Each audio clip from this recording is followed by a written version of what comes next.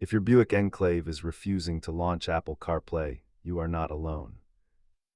Most connectivity issues are simple software glitches that can be cleared in under 2 minutes. Let us walk through the troubleshooting steps to get your phone talking to the infotainment system again. Start by testing a different high-quality cable, as frayed wires are the most common culprit. Next, dive into your iPhone settings to ensure CarPlay isn't restricted while the phone is locked. If that fails, perform a soft reset on your Buick's touchscreen by holding the volume power button down. Most issues are solved at home, but hardware failure in the USB port requires a professional repair.